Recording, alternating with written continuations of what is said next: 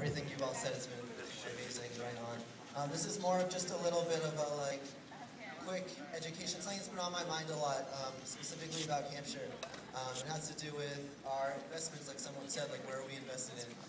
Hampshire in the 70s was the first school to divest, as a lot of folks know, from South Africa.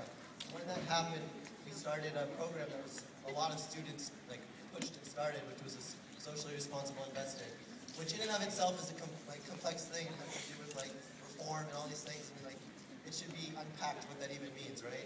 But this school is one of the first schools to start pushing this concept and at least thinking about where the fuck are we putting our money and why are we putting our money there. It's something that inherently, as the administrations and the board have said, is fundamentally disrupts the whole idea of a board, because our job is to make money. Our president, our job is to make money. So why would I be thinking about socially responsible things?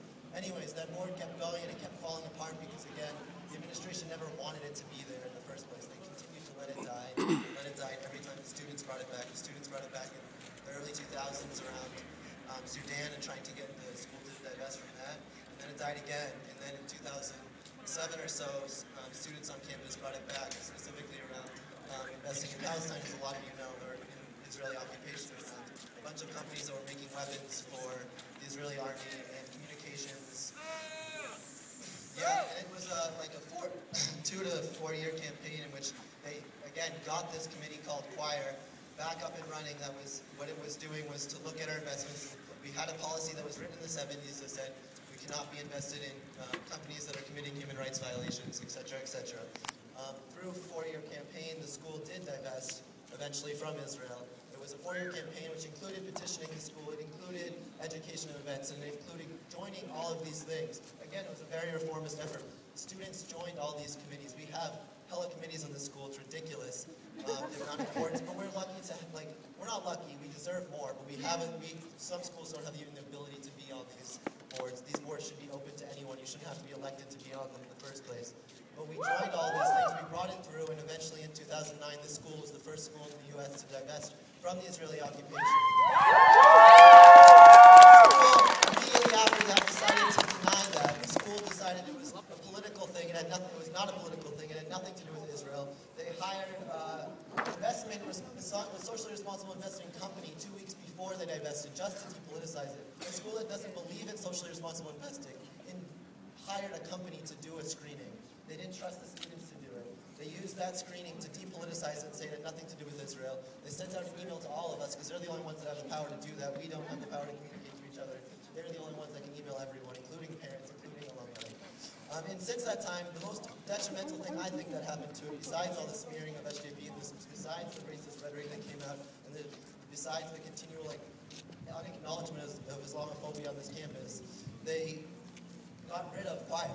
They never talked about it. They got rid of Choir. They dissolved it.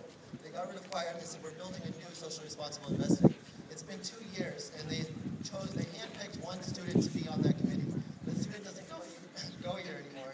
And I noticed very subtly on the internet about 3 weeks ago, before the snowpocalypse, that there was going to be a meeting about this new, supposedly now have a new socially responsible investing, not committee, but written out thing. The snowpocalypse came, so it didn't happen. I sent an email to Beth Ward, who is the secretary of, I'm not sure. Essentially, she's someone who helps, she's someone who helps she's the spokesperson for the Board of Trustees. Anyways, I just want you all to be aware that there is a new social responsible investing piece out there. We don't know what it is. It's been completely untransparent.